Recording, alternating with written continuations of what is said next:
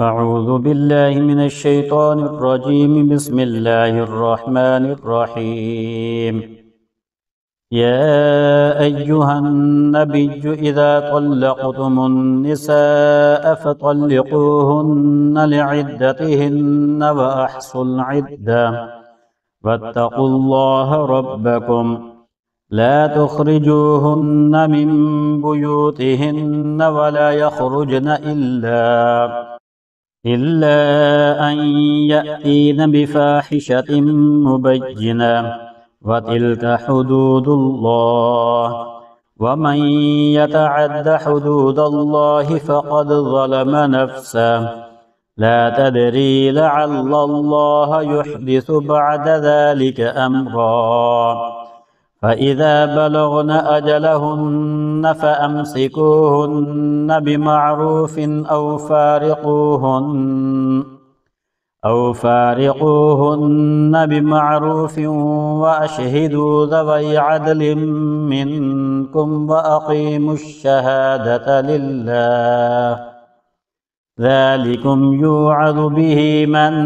كان يؤمن بالله واليوم الآخر ومن يتق الله يجعل له مخرجا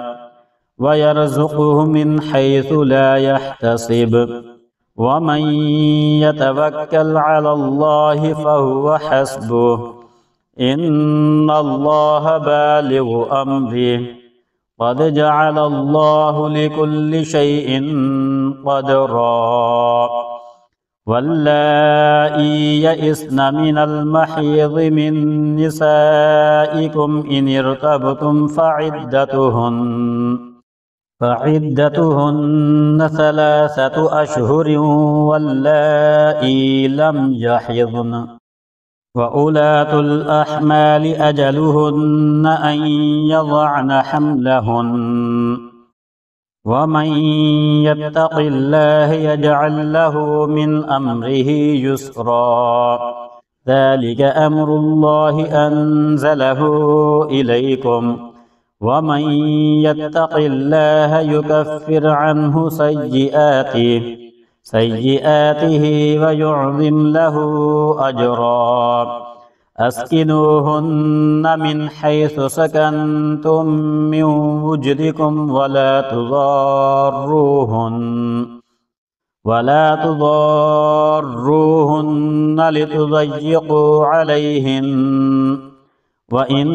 كن أولات حمل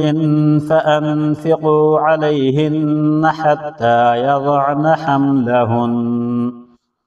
فإن أرضعن لكم فآتوهن أجورهن وأتمروا بينكم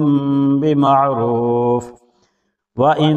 تعاسرتم فسترضع له أخرى لينفق ذو سعة من سعته ومن قدر عليه رزقه فلينفق مما آتاه الله لا يكلف الله نفسا إلا ما آتاها سيجعل الله بعد عسر يسرا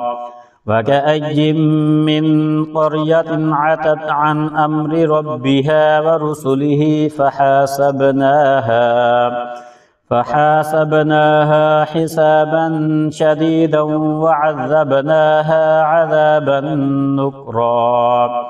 فذاقت وبال أمرها وكان عاقبة أمرها خسرا أعد الله لهم عذابا شديدا فاتقوا الله يا أولي الألباب الذين آمنوا قد أنزل الله إليكم ذكرا رسولا يتلو عليكم آيات الله مبينات ليخرج الذين آمنوا وعملوا الصالحات من الظلمات إلى النور ومن يؤمن بالله ويعمل صالحا جنات تجري من تحتها الأنهار خالدين فيها أبدا قد أحسن الله له رزقا الله الذي خلق 7 سماوات ومن الأرض مثلهن يتنزل الأمر بينهن لتعلموا أن الله على كل شيء قدير وأن الله قد أحاط بكل شيء علما